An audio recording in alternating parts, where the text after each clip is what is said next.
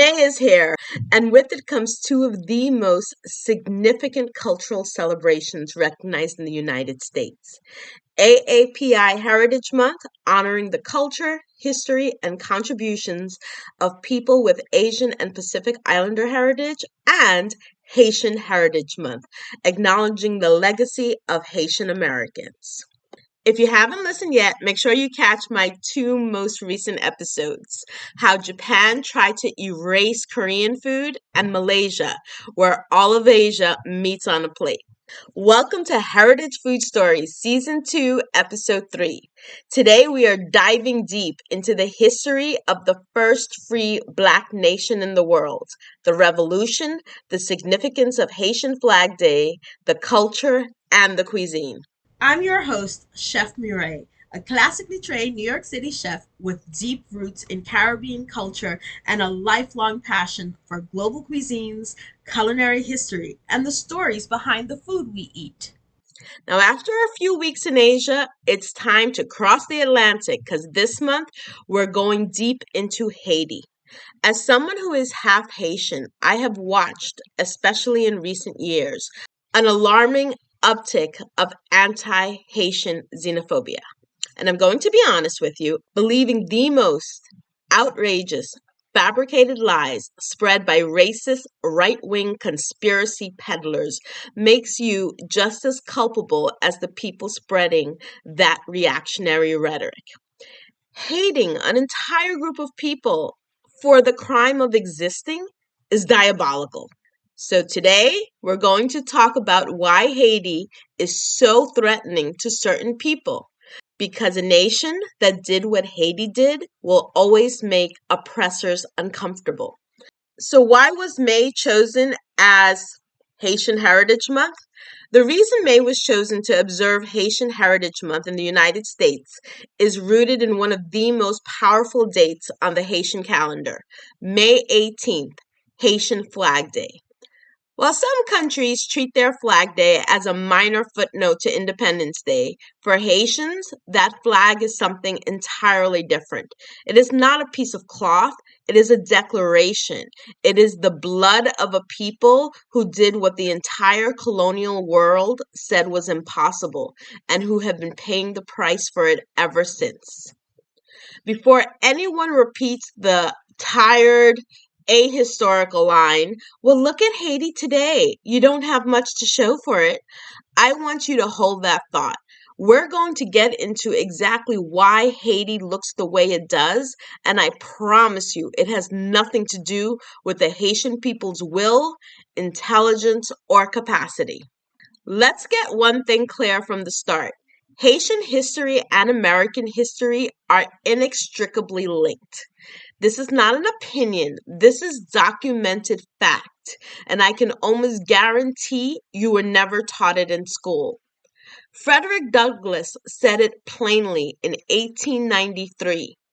The freedom that Black people enjoyed at that time was largely due to the brave stand taken by the Black sons of Haiti 90 years ago. Striking for their freedom, they struck for the freedom of every Black man in the world. Let that land for a moment. Haitian history is American history. Here is the one that tends to make people's jaws drop. The Louisiana Purchase, roughly one-third of the entire continental United States, would not have happened without the Haitian Revolution. Napoleon Bonaparte had imperial ambitions in the Americas. He needed Haiti, then known as Saint-Domingue, as the crown jewel and breadbasket of that empire. But after more than a decade of fighting the Haitian Revolution, his army was decimated and his treasury was drained. He needed money desperately for soldiers, weapons, and transport. That financial desperation is precisely what led him to sell approximately 530 million acres to the United States in 1803. The entire stretch of land from the Midwest to the Southeast to the northern border, that became the United States because of Haiti. The next time someone dismisses Haiti, remind them of that. Now, to understand the revolution, we have to go back even further. When the Spanish arrived on the island, the indigenous Taino people called Haiti, meaning land of mountains, there was at a minimum 100,000 people living there, with some estimates in the millions. By 1514, that number had collapsed to 30,000. By the end of the 1500s, the Taino people had been practically decimated, killed by European disease, enslaved to pan for gold, and murdered for resisting. The ones who survived fled into the mountains. Their name for their homeland, Haiti, lives on in the country's name today. In 1502, the first Africans were brought to the island by the Spanish merchant Juan de Cordoba. The first official slave voyage arrived on the island, then called Hispaniola, in 1525. The majority of the enslaved people brought to Haiti came from northwest and central Africa, approximately 40% from the Congo alone. This is why you see such profound Congolese influence in Haitian food, music, and dance to this day. The enslaved worked alongside indentured servants from Europe, and they resisted from the very beginning. The first revolt in Haiti took place in 1522, 269 years before the Haitian Revolution, before the first official slave ship had even arrived. It was quickly suppressed, but resistance never stopped. This is what happens when you kidnap warriors and soldiers. Complacency with enslavement was never going to be the outcome.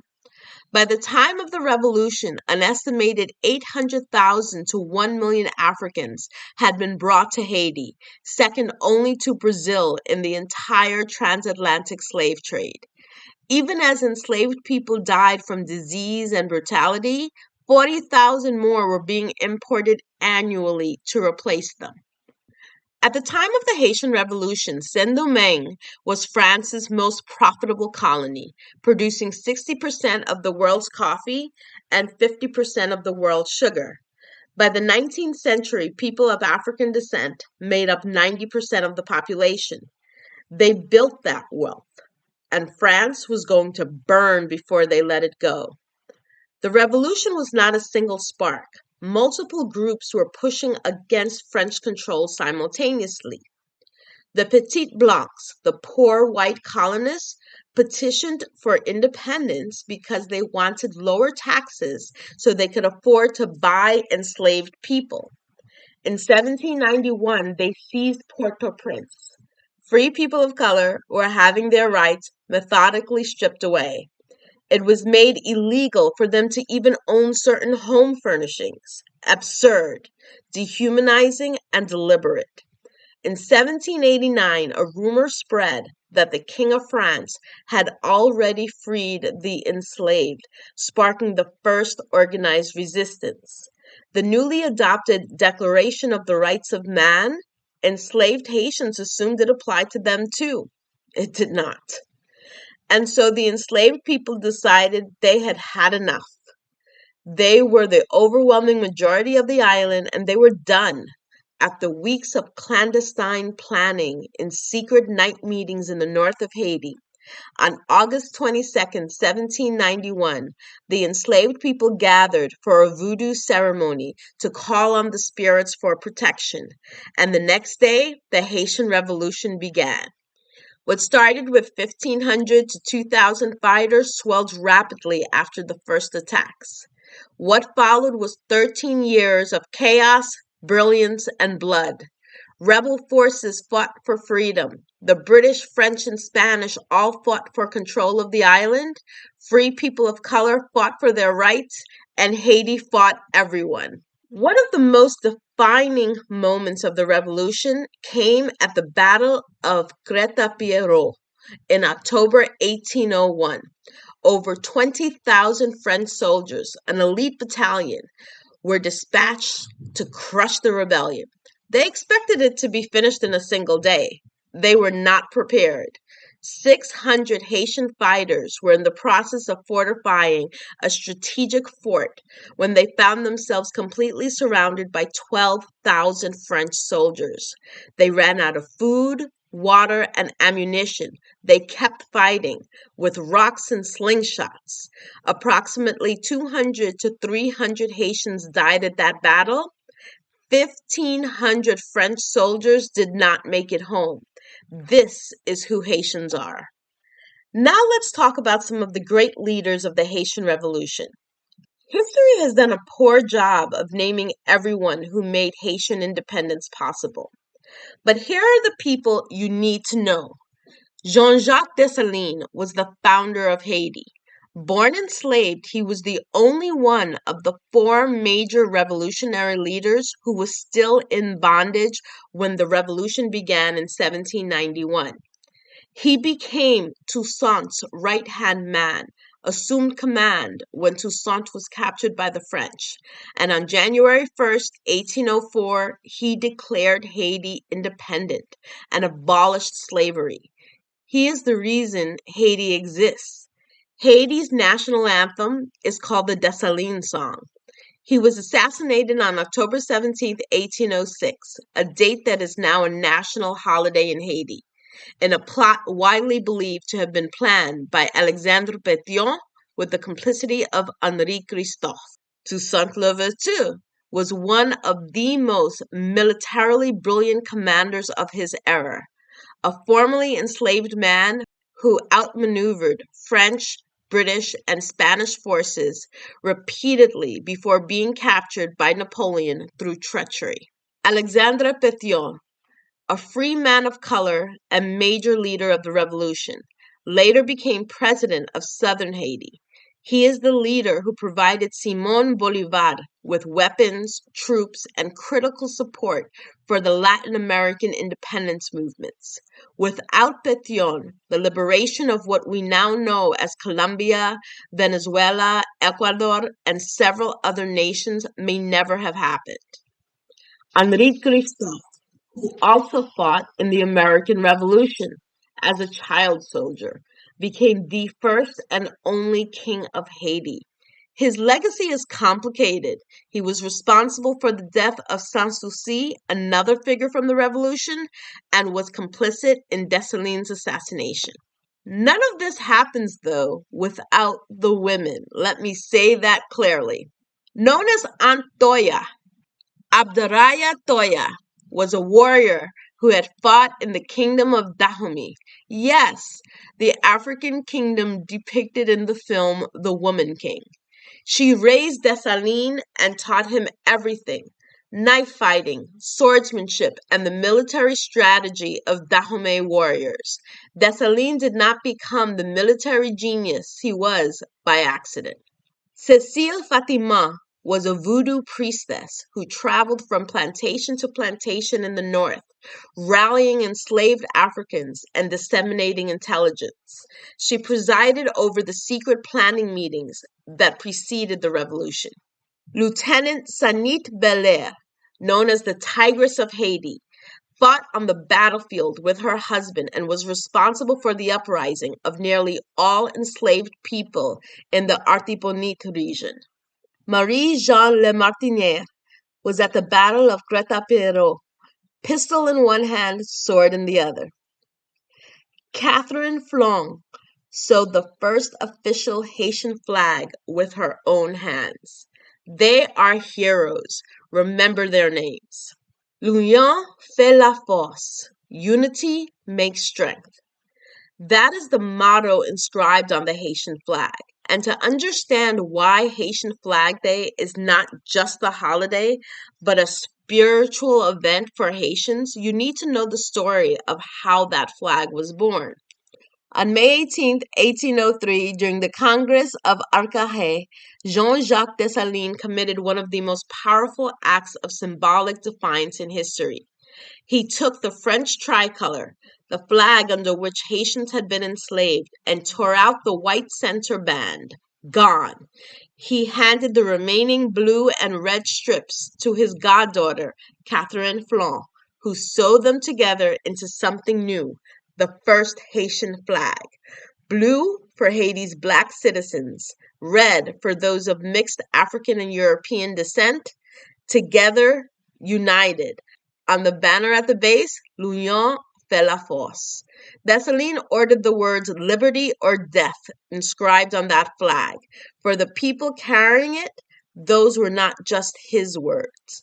The flag had been changed, altered, and reclaimed multiple times throughout Haiti's turbulent political history, most notably under the Duvalier dictatorship, which reverted it to black and red.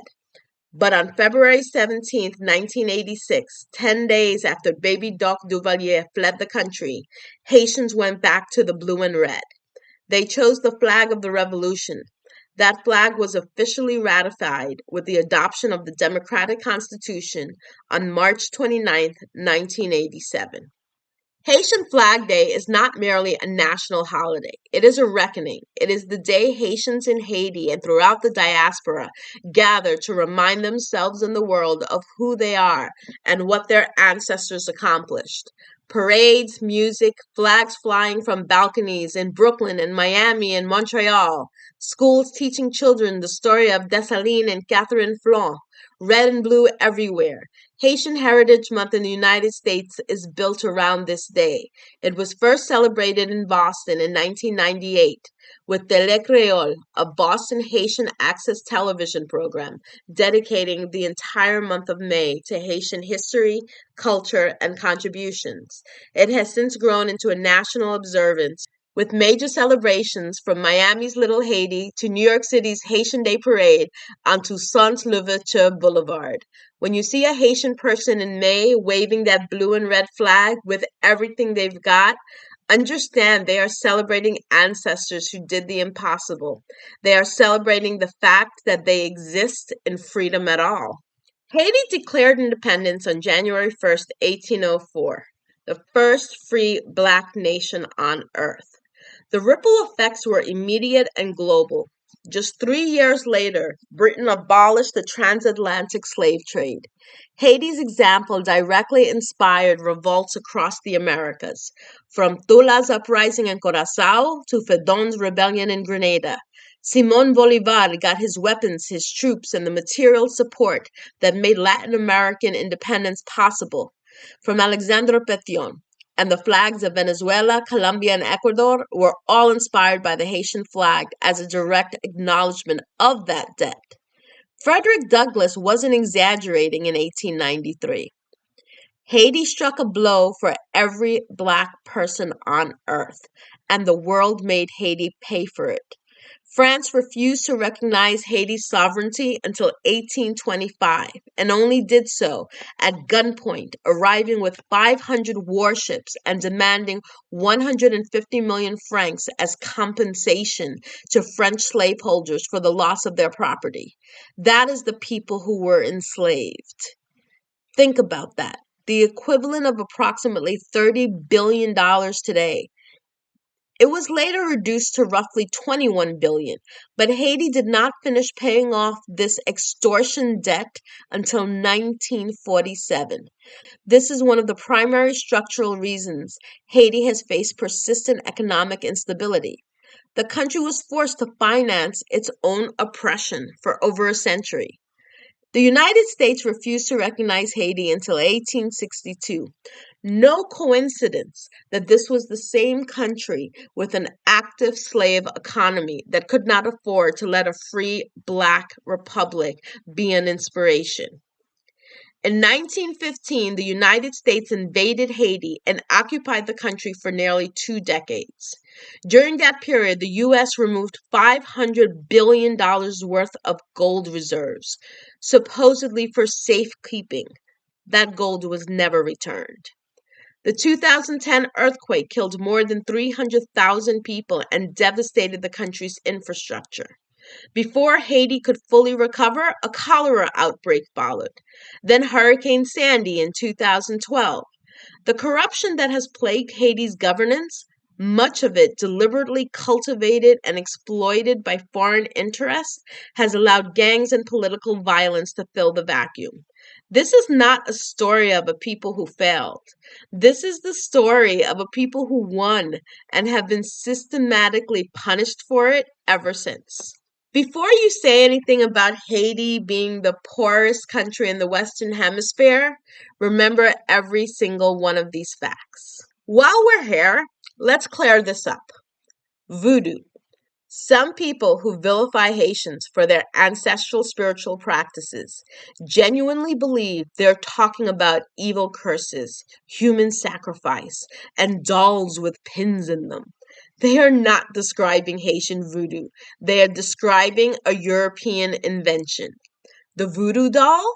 That traces back to European folk magic from medieval Europe, used in English, French, and German witchcraft for centuries. When colonial powers needed to justify enslaving Africans, they needed to paint them as savage and evil. They took their own folklore and put it on Africans. It is a European invention wearing an African mask. Voodoo is about connection to the ancestors, to nature, and to community.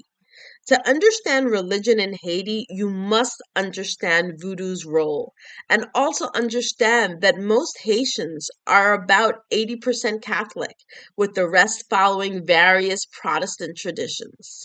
Those who practice voodoo often do so alongside Christianity.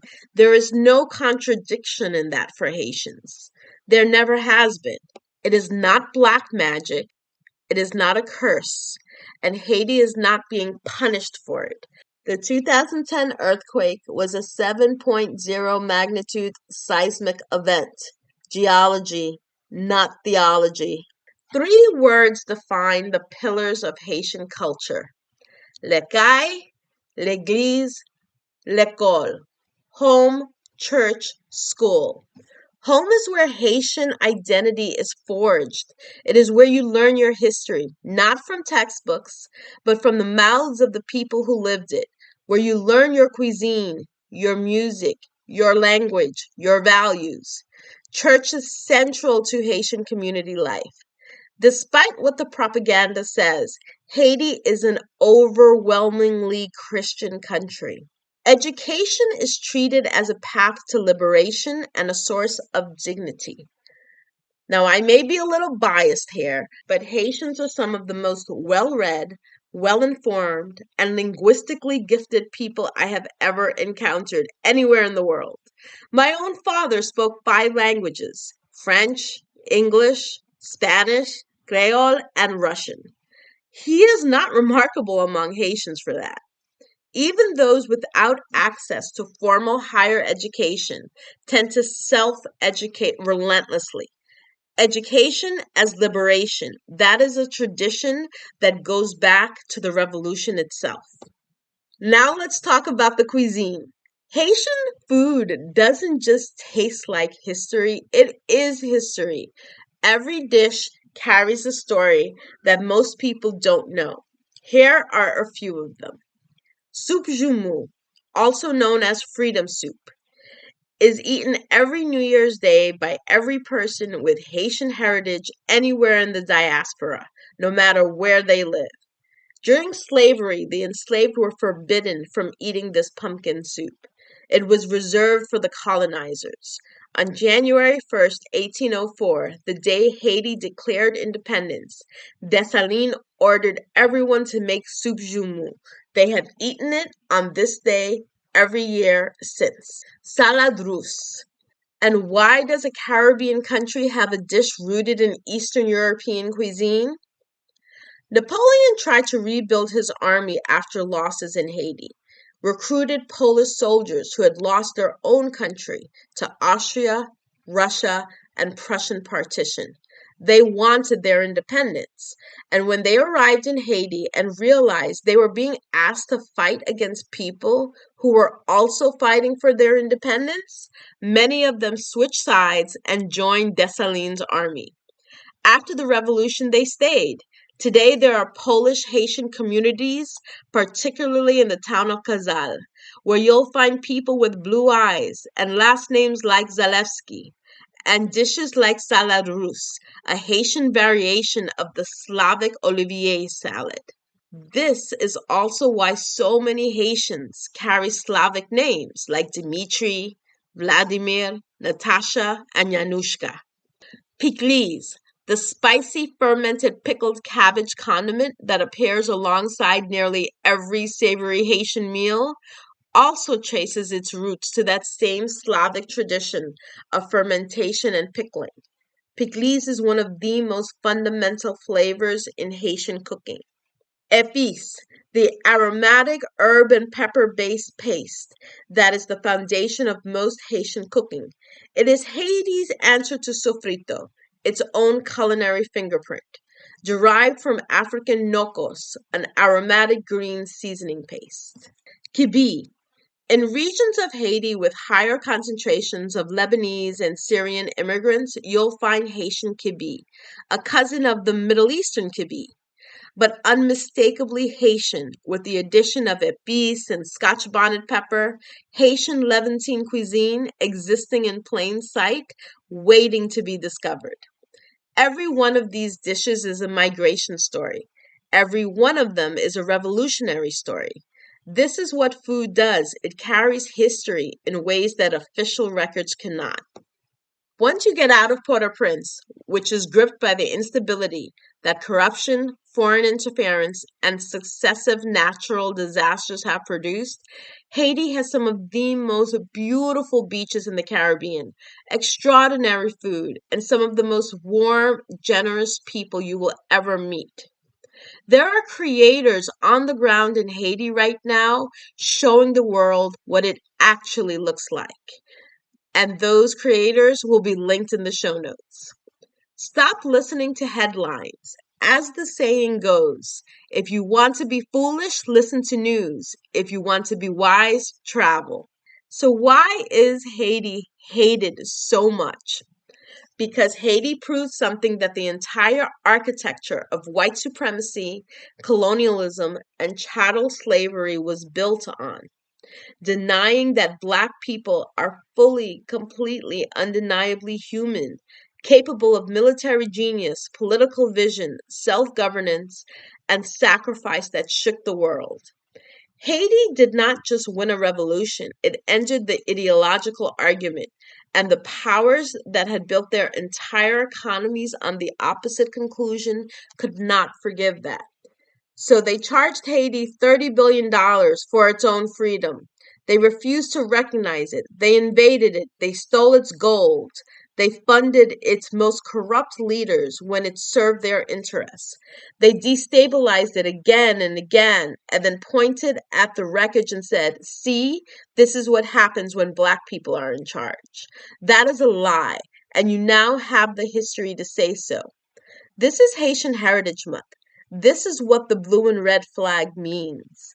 This is why on May 18th, Haitians don't just wave a flag, they carry a legacy that belongs not only to Haiti, but to every person on earth who has ever reached for freedom and been told they couldn't have it. L'union fait la force. Thank you for listening today. Recipe links and resources will be in the show notes. Don't forget to subscribe to my Substack, Heritage Food Story. It's for the cooks and history buffs who want to know where a dish actually comes from. Each week, food history, cultural context, and a recipe worth making from scratch. If you follow flavor, not algorithms, you're exactly who this is for. See you next time.